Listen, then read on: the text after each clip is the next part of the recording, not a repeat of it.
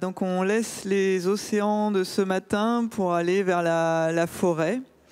Et je vais laisser la parole à Francis Allais. Alors, Francis Allais, c'est un botaniste de renom dont les travaux font encore référence, notamment sur tout ce qui est architecture des végétaux, et qui a passé vraiment sa vie à essayer de mieux comprendre comment fonctionnaient les forêts et les liens qu'il pouvait y avoir à l'intérieur des forêts. Mais je voudrais vous dire aussi que Francis Allais, c'est un vrai enchanteur des sciences, parce qu'il a su être à l'initiative de projets qui mêlent vraiment la rigueur scientifique à, je ne sais pas comment je pourrais dire, à de la poésie. Puisqu'il a quand même emmené durant sa carrière pas mal d'équipes de chercheurs naviguer par exemple au sommet des forêts tropicales, puisque dans les années 80 et jusque dans les années 2000, il a permis le fonctionnement de ce qu'on appelait le radeau des cimes. Et là, il revient toujours plein d'énergie avec un nouveau projet. Il met toute son énergie dans ce projet qui est la création d'une forêt primaire. Mais alors ne pensez pas forêt primaire en Amazonie, etc. Non, une forêt primaire au cœur de l'Europe. Et donc c'est ce qu'il va nous expliquer. D'abord peut-être pour les néophytes, ce qu'est une forêt primaire. Est-ce que vous pouvez nous dire un petit peu ce que c'est? C'est facile, ça tient en quelques mots. Une forêt dans laquelle on ne trouve plus aucune trace de l'activité humaine. Il y a pu y en avoir dans le passé, mais avec de la patience, on peut les faire disparaître, ces traces, et quand il n'y a plus une seule trace de l'activité humaine, la forêt est primaire. Et ça n'existe plus actuellement en Europe? Non. Il y en a une, mais très menacée en Pologne. Białowieża, c'est une forêt que j'aime beaucoup, mais c'est maintenant une zone de guerre. Hein. C'est terrible. Il y a des murs construits en forêt, il y a des routes pour les véhicules militaires, enfin. Mais mes amis polonais me disent que ça n'a pas beaucoup d'avenir, ça peut finir. Et puis, il faut dire aussi qu'il y a eu une période politique où c'était très mal vu, l'écologie de ce genre-là, la période d'Andrzej Duda en Pologne. Maintenant, c'est mieux. Certainement, c'est mieux. D'accord, donc une forêt qui s'est elle-même fait rattraper par les conflits, du coup. Et donc là, votre projet, c'est de la mettre où, cette forêt? Attendez, je voudrais d'abord... Allez-y. Quelques mots d'introduction. Mais bien sûr. Il faut se rendre à l'évidence. Je regrette de devoir vous le dire. L'être humain est en guerre contre la nature. Voilà, depuis longtemps, je dirais depuis l'origine de l'être humain. Les forêts, à toutes les latitudes, que ce soit ici ou dans les tropiques, elles sont détruites à une allure incroyable. Moi, ça s'est passé dans la durée de mon existence. Quand j'étais jeune chercheur, il y avait des forêts primaires un peu partout, en Afrique, en Amérique, en Asie. Et maintenant, c'est fini. Voilà. Alors, bien entendu, ça s'accompagne d'une chute terrible de la biodiversité, puisque ces forêts, c'est précisément là qu'il y a le maximum de biodiversité. Le sol, c'est pareil. Les mines, les forages, le pétrole, le charbon, etc. On a creusé ça dans tous les sens. Et maintenant, on envisage d'y enfouir des déchets radioactifs. Aucun respect pour le sol. L'agriculture industrielle joue son rôle là-dedans. On a des sols qui sont squelettiques et on ne peut faire pousser des plantes qu'avec des doses croissantes d'engrais. Les océans, mais vous avez dû en parler sans doute, mais tout le monde est au courant de cette espèce d'île de déchets qu'il y a au milieu du Pacifique. Les mers ne sont pas respectées. Et puis maintenant, on apprend que on va avoir accès aux nodules métalliques qui sont sur les fonds aux très grandes profondeurs. Est-ce que c'est nécessaire? Ça m'énerve, putain.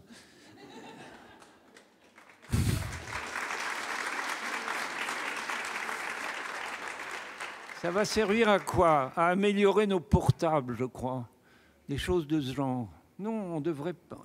Il y a un moment où il faut arrêter. On est en guerre contre la nature. C'est pas seulement la mer, d'ailleurs, l'eau de Seine, on voit bien la difficulté qu'ils ont eue à plonger dedans à Paris au moment des Jeux Olympiques. Bon. L'homme là-dedans est une espèce très récente, une des dernières, une des plus récentes. Homo, c'est 3 millions d'années, le genre Homo, 3 millions d'années, et l'espèce à laquelle nous appartenons, Homo sapiens, c'est 300 000 ans, enfin, c'est un ordre de grandeur. Eh bien, malgré que nous soyons les plus récents, enfin, je ne veux pas être discourtois, puis je suis un être humain moi aussi, nous sommes une espèce anthropocentriste. C'est-à-dire que ça va de soi que nous sommes à la tête de tout ça, que nous sommes propriétaires et responsables de la nature. On peut faire ce qu'on veut avec. Il n'y a aucune limite. Personne ne nous donne de limite. Et donc, voilà, on fonce dans le tas. Alors, on a tous les droits sur la nature. Je trouve que c'est... Il y a une époque où ça avait peut-être un sens, mais maintenant, ça n'a plus de sens. Il va falloir arrêter. Au début, on me disait, mais il faut bien que l'être humain vive, il faut bien de la terre pour l'agriculture et du bois pour construire les maisons. Ok, ça a été vrai un temps. Mais ça, c'est plus comme ça. Les destructions naturelles, maintenant, c'est pour améliorer des petits détails de notre existence quotidienne. Je ne supporte pas. Sommes-nous capables de faire la paix avec la nature? C'est ça qui nous réunit aujourd'hui. Bon, alors chacun dans sa spécialité peut essayer de faire mieux. Moi, comme ce qui m'intéresse, ce qui m'a toujours intéressé, c'est les forêts, eh bien, j'ai lancé l'idée d'une renaissance d'une forêt primaire en Europe de l'Ouest. Je voudrais rappeler, mais sans doute vous le savez, nous n'avons plus de forêt primaire en Europe, à part celle de Pologne, mais elle est très menacée. Et partout ailleurs, dans toute la France, mais dans tous les pays européens, nous n'avons plus que des forêts secondaires. C'est-à-dire que les grands arbres ont été abattus parce qu'on avait besoin du bois, et les animaux, les grands animaux ont disparu à cause de la chasse, parce que est-ce que c'était pour les manger? À la limite, ça se justifierait si c'était pour les manger, mais je crois que le plus souvent, c'est une simple distraction. Donc il ne nous reste plus que des forêts secondaires. Voilà. Alors ce projet dont je suis venu vous dire un mot, c'est transfrontalier d'abord, parce que c'est un projet qui est soutenu par l'Europe depuis le début, transfrontalier avec la Belgique au niveau des Ardennes, transfrontalier avec l'Allemagne entre les Vosges et la Rhénanie et le Palatinat. Voilà. 70 000 hectares, c'est-à-dire 35 000 hectares dans chacun des deux pays, puisque c'est transfrontalier. La durée, quand je parle de la durée, ça fait rigoler les gens. On peut, en attendant suffisamment longtemps, on peut faire en sorte qu'une forêt secondaire redevienne primaire, mais c'est très long, ça se compte en siècles. Supposez qu'on ait au départ une forêt de 300 ans, il va falloir attendre 7 siècles. Alors on me dit, mais attends, un projet sur 7 siècles, ça ne peut pas tenir la route. Je ne suis pas d'accord. Je ne suis pas d'accord pour plusieurs raisons. D'abord parce que le temps s'écoule tout seul, sans nous demander notre avis, et gratuitement. Et puis, on ne peut pas non plus accélérer la transformation d'une forêt secondaire en forêt primaire. Personne ne sait faire ça. D'ailleurs, si l'homme s'en mêle, c'est foutu. Je suis désolé, mais là, je vais être très net. Une forêt primaire, c'est une forêt dont on se désintéresse totalement. On la laisse se débrouiller toute seule. On peut appeler ça la libre évolution si on veut. Mais voilà, on n'intervient plus. Ça sera ouvert au public, bien sûr, puisque nous faisons ça pour le public, avec tout de même 2 contraintes. Ne pas marcher sur le sol, parce que plus la forêt est vieille, plus le sol est meuble, et donc moins il est facile de protéger les racines contre le piétinement. Donc, dès le début, on ne marchera pas sur le sol, on marchera sur des caillebotis en bois, des trucs comme ça, quoi. Et c'est d'ailleurs comme ça dans la plupart des grands parcs nationaux, que ce soit aux États-Unis ou en Australie, on ne marche pas sur le sol. Bon, c'est pas très compliqué. Une deuxième contrainte, c'est le respect absolu pour ce qui entoure. Mais enfin, je pense que les gens qui vont venir visiter ça, c'est pas pour détruire, c'est plutôt pour admirer. Enfin, j'espère. Je ne vais pas rentrer dans le détail du projet lui-même, parce qu'on en a déjà abondamment parlé hier et avant-hier. Je voulais juste vous dire qu'il y a un petit bouquin qui est en vente de l'autre côté de la rue, là, chez le libraire, pour une forêt primaire en Europe de l'Ouest. Ça va vous coûter 9 €. Voilà. Par contre, ce sur quoi nous n'avons pas suffisamment insisté, c'est les aspects philosophiques de ce projet de création, de regrouper les conditions pour qu'une forêt primaire réapparaisse. Je voudrais d'abord insister sur le respect du non-humain, le respect de la nature. Voilà. Ça va de soi. Mais enfin, ce n'est pas ici qu'il faut protester particulièrement, parce que je pense que le public de Darwin ne fait pas partie des destructeurs de la nature. Il y en a peut-être, mais ils sont très discrets. Je voudrais aussi vous faire remarquer que notre vie actuelle nous fait aller de plus en plus vite. Nous menons une vie frénétique. Que ça soit l'informatique, que ce soit les communications, que ce soit les transports, etc., etc., dès qu'on peut gagner une fraction de minute, on considère que c'est une victoire. Mais personne ne nous explique pourquoi il faut aller de plus en plus vite. Et personne ne nous explique qu'est-ce qu'on doit faire avec le temps qu'on suppose avoir gagné dans l'opération. D'ailleurs, le temps gagné, moi, j'en doute un peu. Je suis très mauvais en informatique et ça me fait perdre un temps fou. Mais bon, je veux bien admettre que c'est à cause de mon incapacité. Enfin, il ne faut pas aller aussi vite. Il n'y a pas de raison d'aller aussi vite. On ne nous explique pas pourquoi. Moi, je crois qu'il faut renouer, savoir renouer au moment utile avec le temps long qui était celui de nos ancêtres. Vous savez, quand on construisait une cathédrale, celui qui posait la première pierre, il était sûr de ne pas l'avoir finie, la cathédrale. En Italie, on m'a montré des monuments où il a fallu 5 générations humaines entre la pose de la première pierre et l'édifice terminé. Bon, voilà, c'est comme ça. Eh bien, faut s'habituer à prendre du temps lorsqu'on veut faire quelque chose de très important et de très beau. Si c'est des banalités quotidiennes, on peut essayer d'aller vite, mais les choses qui doivent durer, il ne faut pas aller vite.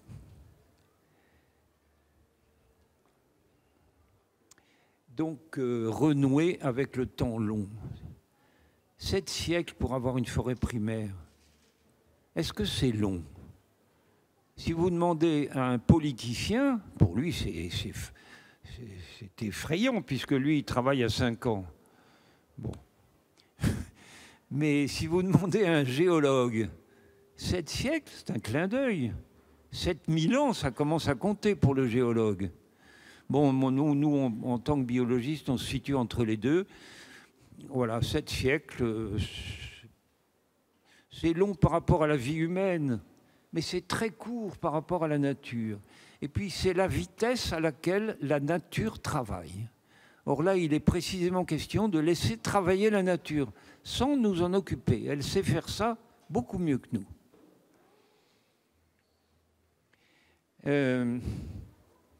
Il y a un aspect que je n'ai pas abordé, mais qui me tient très fort à cœur, c'est qu'une forêt primaire, c'est bien plus beau que les forêts secondaires que nous avons autour de nous dans toute la France. On s'en rend pas forcément compte. Je comprends très bien qu'on puisse se passionner et aimer profondément une forêt qu'on a près de chez soi, que ce soit Fontainebleau ou la Massane dans le Midi. Ok, mais on peut l'admirer, on peut s'y attacher. Mais ça traduit tout de même le fait qu'on ne connaît pas la référence absolue dans ce domaine-là, qui est la forêt primaire. Des arbres énormes. Ce n'est pas des espèces exotiques. Quand je suis allé dans la forêt polonaise, je n'étais pas dépaysé par rapport au bassin parisien, c'était les mêmes espèces. Simplement, je ne savais pas que ça pouvait devenir aussi énorme en hauteur et en diamètre de tronc. Une forêt primaire, c'est une forêt, vous rentrez dedans et vous vous dites « je ne savais pas qu'une forêt, ça pouvait être aussi beau que ça ». Il y a aussi un avantage, c'est que vous voyez les animaux. Une forêt qui n'a pas d'animaux, elle n'est pas primaire. Il faut des animaux. Et on les voit très facilement parce que comme on ne chasse pas, ça va peut-être vous rappeler la période du confinement, si on ne chasse pas les animaux, mais ils viennent nous voir, ils n'ont plus peur, c'est normal. Et donc on les voit très facilement, et c'est très beau. J'ai un confrère américain qui s'appelle James Balog, qui est forestier dans le Colorado, et qui m'a dit cette phrase impressionnante, ça ne va peut-être pas vous plaire, mais je vais vous la dire telle que la forêt primaire est à la forêt secondaire ce que le Grand Canyon du Colorado est à un égout. Bon, c'est une formulation un peu yankee, c'est assez brutal, mais enfin, attendez, ça mérite d'être regardé de près. Dans un égout, qu'est-ce qu'il y a? Il y a ce qui ne vous intéresse pas, ce qu'on jette. Or, dans une forêt secondaire, comme je l'ai dit, les plus grands arbres sont partis puisqu'on les a abattus. Les plus grands animaux sont partis parce qu'on les a tués. Donc la forêt secondaire, c'est ce qui reste et qui nous intéresse moins.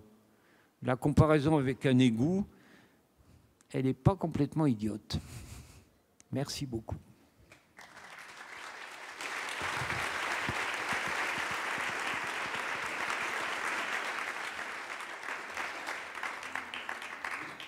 Alors effectivement, là on touche à la philosophie, c'est vous essayez de nous convaincre de faire exactement l'inverse de ce qu'on a l'habitude de faire et de ce qui finalement l'homme a propension à faire, c'est-à-dire aller vite et intervenir. Parce qu'on va vous dire, oui mais cette forêt-là, qu'est-ce qui se passe s'il y a une tempête? Qu'est-ce qui se passe si on va vouloir replanter? On va vouloir débarder donc on fait rien du tout.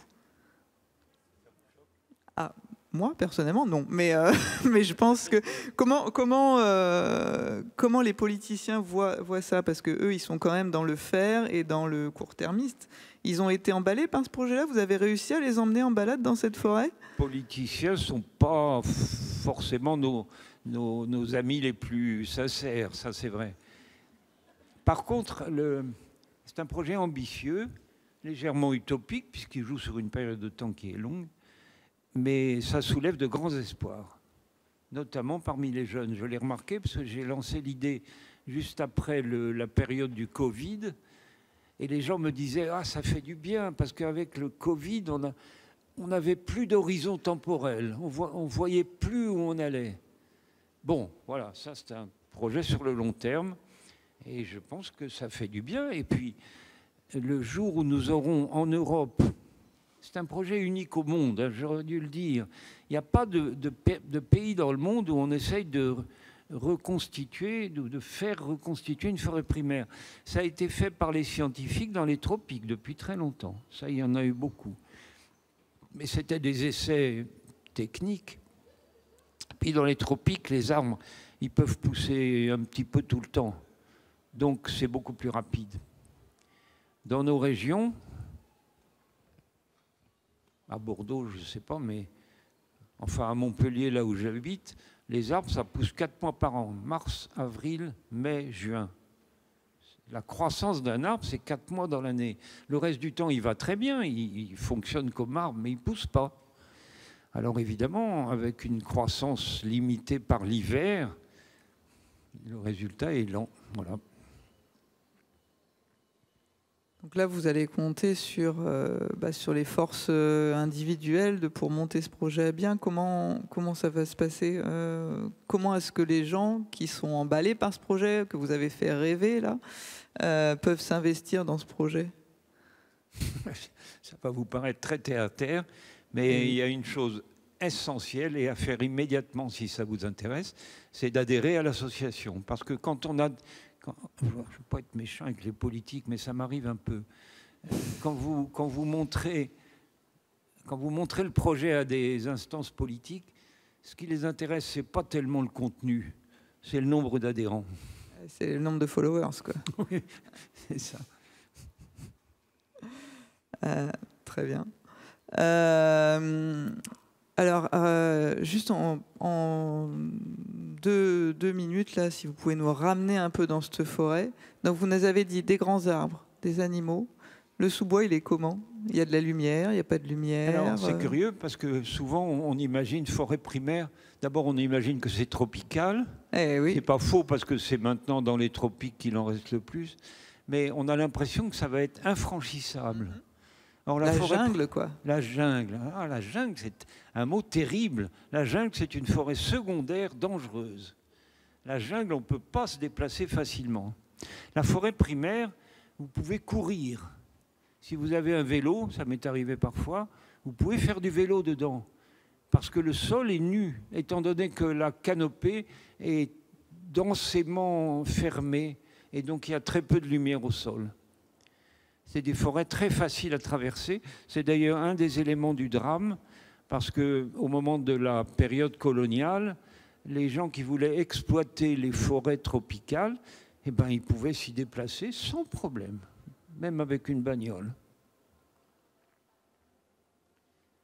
Donc, pas beaucoup de lumière au sol, des très grands arbres, c'est ça? Des arbres qu'on connaît, vous l'avez dit. Qu'on connaît, oui, oui. Ça va être quoi? Ça va être des noisetiers, des hêtres, Les noisetiers ne montent pas très haut. Mais les hêtres et les chênes et les sapins, voilà, ça devient des arbres gigantesques. Alors que moi, je les connaissais depuis la France. Et je ne savais pas que ça pouvait devenir aussi grand. C'est une question de patience, hein. Actuellement, il y a un rythme d'exploitation qui est terriblement rapide. Un arbre qui a ce diamètre-là, on l'abat. Il est encore tout jeune, hein, il pourrait atteindre ce diamètre-là.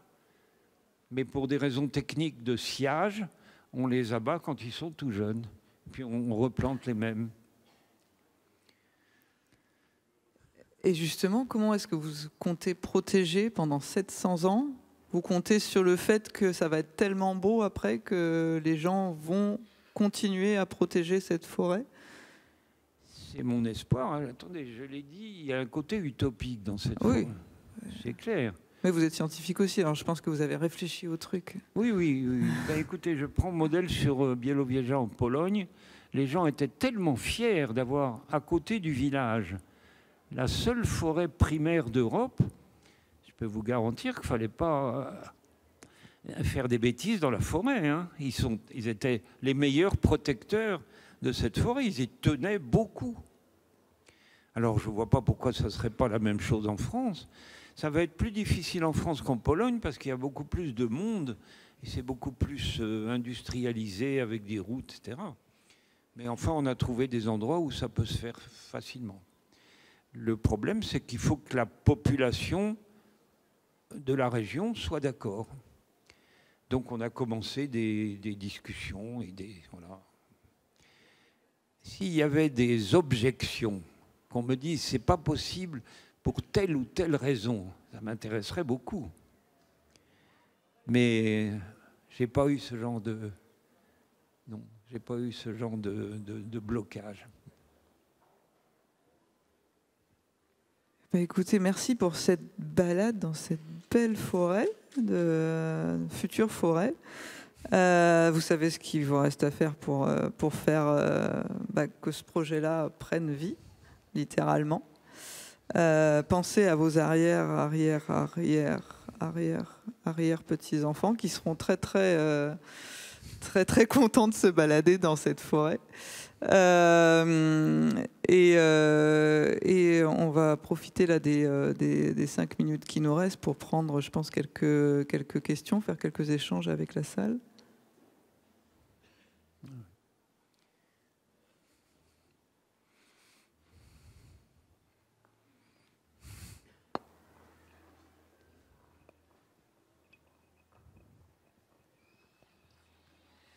Merci beaucoup. Je me demandais simplement quelle était la surface minimum pour arriver à faire une forêt primaire, parce qu'il y a des effets de bordure, j'imagine.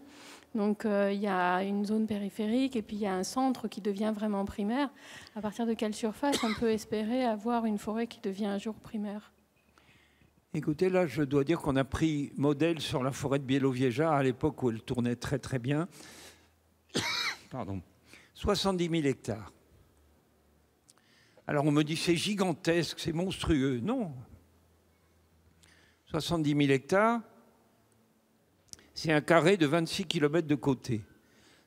Moi qui ai une référence méditerranéenne, je vous propose l'île de Minorque dans les Baléares. Pas Majorque, Majorque c'est grand, mais Minorque c'est un petit point sur la carte de la Méditerranée. C'est 70 000 hectares. Voilà. Pourquoi 70 000 hectares? Parce que c'est la surface pour avoir la grande faune de la forêt d'origine, la forêt primaire d'origine de l'Europe. Ça fait beaucoup d'animaux, hein. Des loups bien sûr, mais les loups ils y sont déjà. Des ongulés, peut-être un peu trop d'ongulés, donc c'est bien qu'il y ait des loups. Des ours, des lynx, et puis le bison d'Europe. Quand on parle de bison ici, on voit tout de suite les steppes américaines, on pense au bison d'Amérique, mais on a un bison en Europe qui est tout aussi gros, très impressionnant, le bison d'Europe. Voilà. On a d'ailleurs des élevages de bisons dans le Massif central. Si vous voulez un bison, c'est pas compliqué, il faut juste le payer. C'est pas un animal dangereux. Non, il faut avoir un petit peu d'herbe pour le maintenir quand même après le bison. De l'herbe? Je veux dire, vous pouvez vous acheter un bison, mais je pense qu'il faut le jardin derrière. Oui, il faut un jardin un peu grand. Ouais. Mais justement, en parlant de la grande faune, autant, vous dites les arbres, ils y sont déjà, il n'y a plus qu'à les laisser pousser, grosso modo. La grande faune, on voit avec le retour de loup, tous les problèmes que ça cause, et encore lui, il est très mobile, il réussit à gagner de lui-même du terrain. Le bison, qu'est-ce qu'on en fait? On en relâche dedans ou on fait un couloir pour qu'il revienne? Non, ils ne vont pas arriver par leurs propres moyens le long de l'autoroute, ça c'est clair. Mais par contre, on peut s'en procurer et les amener oui, alors les remettre en liberté dans la forêt, pas au début, hein, mais au bout de quelques dizaines d'années, oui, ils seront parfaitement heureux. Il y a un fait très intéressant avec le bison, c'est qu'ils ouvrent des clairières. Et ils n'aiment pas dormir sous la forêt. Alors, ils ouvrent des clairières, ce qui fait qu'à la flore de la forêt vient se rajouter la flore des clairières, avec les jolis tapis de fleurs et les orchidées, etc. Oui, parce que là, vous nous avez décrit une forêt, mais en fait, ça va être une mosaïque de paysages. Il ne va pas y avoir que de la forêt. Une forêt, c'est toujours une mosaïque, parce que s'il tombe un arbre, ça fait un chablis, la pleine lumière arrive au sol, et ce n'est pas du tout pareil 20 mètres plus loin.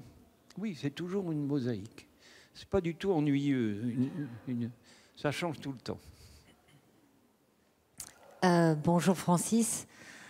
Merci beaucoup pour cette conférence qui nous éclaire encore plus sur votre projet, qui n'est pas un projet fou. Je pense que c'est un projet d'avenir.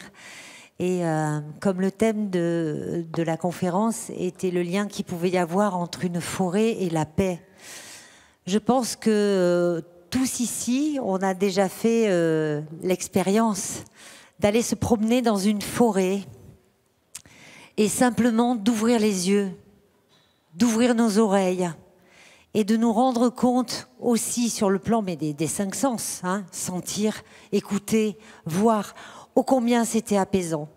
Et de ce que je m'imagine, et je suis peut-être très utopiste, mais une forêt primaire serait vraiment un moyen merveilleux de nous reconnecter à la nature telle qu'elle a existé dans un passé qui n'est pas si vieux que ça.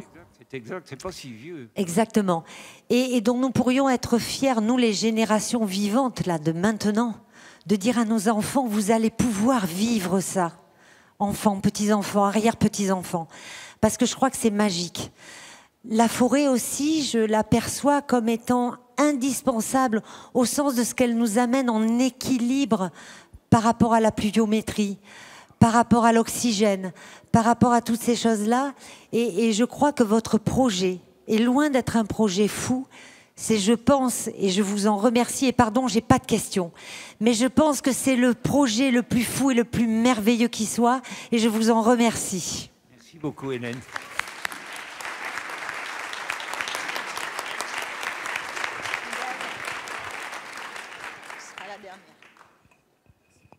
Oui, alors j'ai une question assez terre-à-terre, mais vous avez parlé de 35 000 hectares de chaque côté de la frontière, mais ça veut dire qu'il faut convaincre les populations. Vous avez dit que vous discutiez avec les populations, mais il va falloir convaincre aussi ce que l'on appelle les décideurs, et eux, neutraliser 70 000 hectares. Est-ce que vous pensez qu'ils vont être d'accord et qu'ils vont accepter ce genre de projet ? Alors, lorsque je présente ce projet, les gens sur place se précipitent sur les défauts qu'ils pourraient avoir. Ça va nous empêcher de prendre du bois, ça va nous empêcher de chasser, ça va nous empêcher de faire de la course en moto à l'intérieur de la forêt. Bref, on n'aime pas changer nos habitudes. Mais là, je crois qu'un effort de réflexion, c'est un peu ce qu'on essaye de faire dans ces contacts-là, ça peut convaincre les gens qu'il n'y a pas que des aspects négatifs, il y aura des aspects positifs énormes. Avoir à proximité de chez soi la seule forêt primaire d'Europe, je crois que c'est un avantage énorme. Ça attire d'ailleurs, je prends encore exemple sur la Pologne, ça attire des touristes du monde entier. Il va falloir réguler le flux touristique, sinon il y en aura trop. Voilà, donc il y a aussi des bons côtés. C'est important de faire la balance entre les difficultés et les avantages.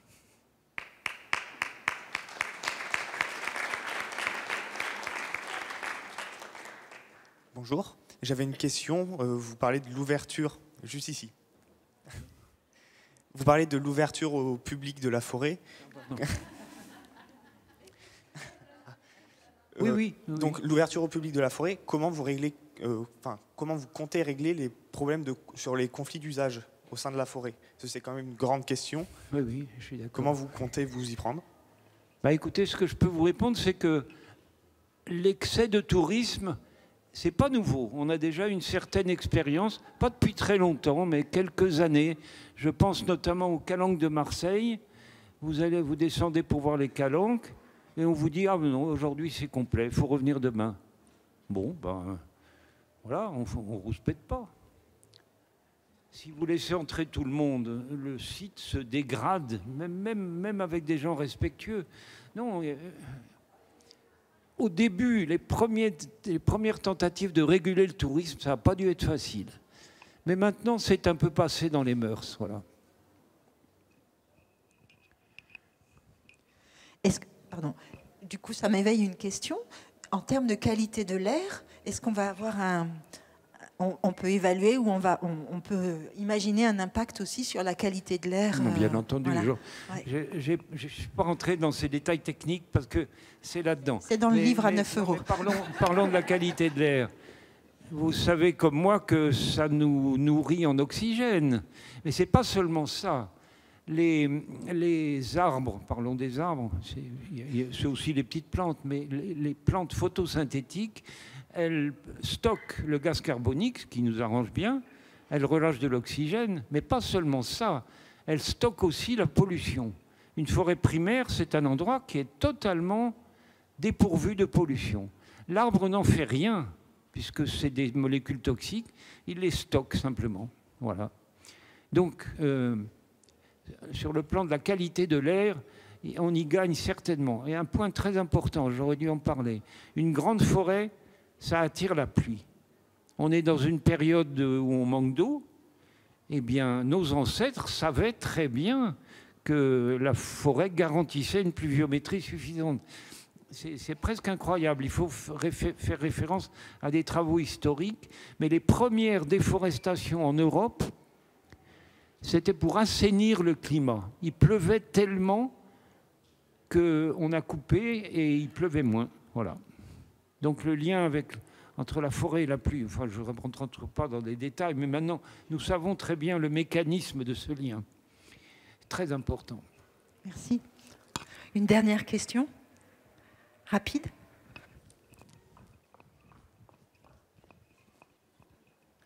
Bonjour monsieur, il faut investir sur les enfants, l'éducation, et là on parle de paix, l'éducation à la culture de paix. Il faut mettre la paix dans les écoles, tout petit, pour que les enfants, ils ont cette notion du sacré, de la beauté, du vivant. Les adultes, c'est une autre histoire. Mais c'est l'éducation. Et la paix, c'est une énergie. Cette énergie, on l'a tous en nous. Il faut l'éveiller. Il ne faut pas penser aux contraintes, il faut penser à l'intérêt commun. Donc l'éducation des enfants, l'éducation à la culture de paix et la culture du nous. On fait partie de tout ce vivant. L'arbre, moi, le minéral, le végétal, on est des cousins. On est tous des cousins, on est tous liés les uns aux autres. Donc les enfants. Merci beaucoup, je suis entièrement d'accord avec vous. Je suis moi-même enseignant et je suis triste de devoir le dire, mais je considère que l'éducation nationale actuellement ne fait pas son boulot. Par exemple, on ne montre pas aux petits, ceux dont vous parlez, des éléments de base de l'écologie, simplement des feuilles des arbres les plus communs, peut-être les feuilles de l'arbre qui pousse dans la cour de l'école. On ne leur montre pas ça. Or, les petits, vous serez d'accord avec moi, ils ont une capacité de s'émerveiller immédiatement. Ils apprennent sans aucun effort. Ils retiennent toute leur vie. Et ça va les aider dans la tête toute la vie. Je suis entièrement d'accord. Il faudrait revoir l'éducation des petits. Malheureusement, je crois qu'on s'apprête à les faire visiter par des chefs d'entreprise.